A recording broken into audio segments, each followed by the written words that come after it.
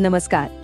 कभी सोचा है कि एक अटूट, एक मजबूत इरादे में असल में कितनी ताकत हो सकती है? आज हम एक ऐसे ही राजकुमार की कहानी जानेंगे जिसका संकल्प इतना पक्का था कि वो जमीन से उठकर आसमान का सबसे चमकता हुआ सितारा बन गया।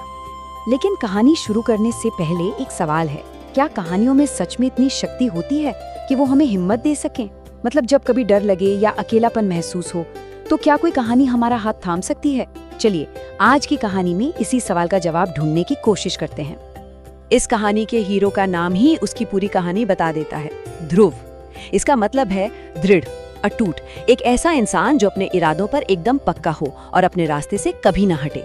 और ये नाम ही इस पूरी कहानी की नींव है। तो सवाल ये उठता है कि आखिर ऐसा क्या हुआ होगा जिसने सिर्फ 5 साल के एक बच्चे को इतना अटूट, इतना मजबूत बना दिया? उसके इस अविश्वसनीय संकल्प के पीछे की वजह क्या थी? चलिए पता करते हैं। तो कहानी शुरू होती है एक राजमहल से, जहाँ प्यार तो था लेकिन प्यार की छांव में जलन के बीज भी पनप रहे थे। और बस यही एक ऐसी घटना हुई जिसने एक नन्हे राजकुमार की दुनिया हमेशा हमेशा के लिए बदल दी। बहुत समय पहले की बात है। राजा उत्तानपाद की 2 रानियां थी, सुनीति और सुरुचि। रानी सुनीति का स्वभाव एकदम शांत और सरल था, जबकि रानी सुरुचि काफी चतुर और घमंडी थी। अब राजा जो थे वो सुरुचि को ज्यादा पसंद करते थे और यही भेदभाव आगे चलकर एक बड़े टकराव की वजह बना।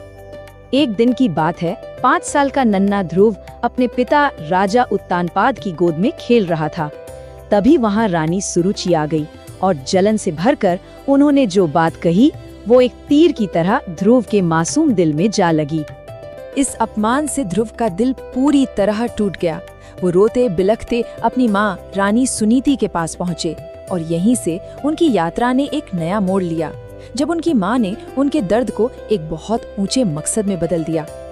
सुनीति ने अपने बेटे के आंसू पोंछे और कहा, बेटा, दुनिया के राजा की गोद से भी ऊंची एक और गोद है, और वो है ईश्वर की गोद। उन्होंने समझाया कि सच्ची भक्ति से उसे वो जगह मिल सकती है जिसे कोई कभी छीन नहीं सकता। माँ के इन शब्दों ने ध्रुव के दर्द को एक लक्ष्य दे दिया। तो एक गहरे अपमान ने एक अटूट संकल्प को जन्म दिया। अपनी माँ के दिखाए रास्ते पर चलते हुए उस 5 साल के बच्चे ने एक ऐसा फैसला लिया जिसके बारे में कोई सोच भी नहीं सकता था।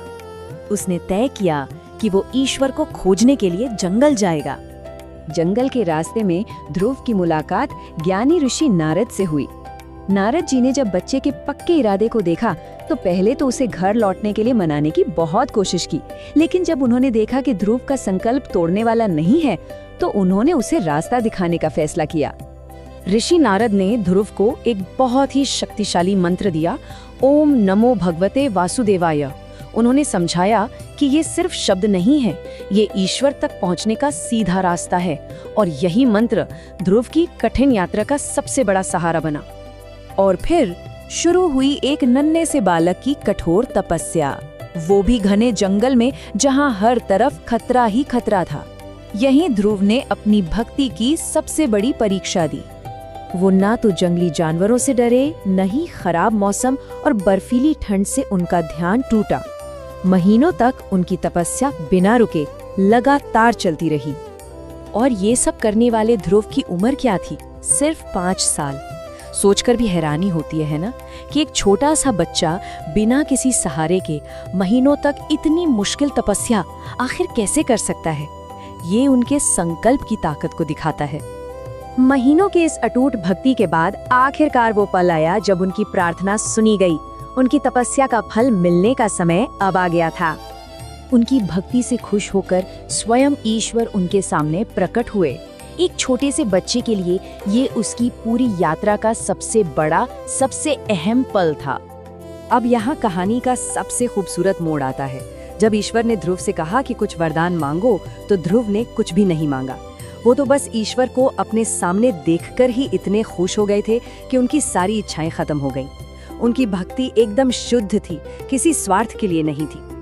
ध्रुव की ऐसी निस्वार्थ भक्ति देखकर ईश्वर ने उन्हें एक ऐसा वरदान दिया जिसके बारे में किसी ने सोचा भी नहीं था। एक ऐसा वरदान जो उन्हें हमेशा के लिए अमर बना देने वाला था। ईश्वर ने ध्रुव को आशीर्वाद दिया कि उनका नाम और उनका स्थान हमेशा के लिए आकाश में सबसे ऊंचा रहेगा। वो एक तारे के रूप में हमेशा चमकते रहेंगे और दुनिया को रास्ता दिखाएंगे। और इस तरह राजकुमार ध्रुव बन गए ध्रुव तारा, वही तारा जो हमेशा उत्तर दिशा में स्थिर रहता है, जो कभी अपनी जगह नहीं बदलता। तो देखा आपने, कहानी कैसे घूमकर वहीं आ गई जहां से शुरू हुई थी। ध्रुव, जिसका मतलब था स्थिर या अटूट, आखिर में आकाश का सबसे स्थिर तारा बन गया।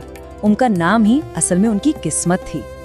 ध्रुव की कहानी हमें एक बहुत गहरे सवाल के साथ छोड़ जाती है कि जब हम किसी लक्ष्य के पीछे पूरी लगन से जुड़ जाते हैं तो हमारी असली मंजिल क्या होती है। क्या वो लक्ष्य जिसे हम पाना चाहते हैं, या वो इंसान जो हम उस सफर में बन जाते हैं? इस पर जरूर सोचिएगा।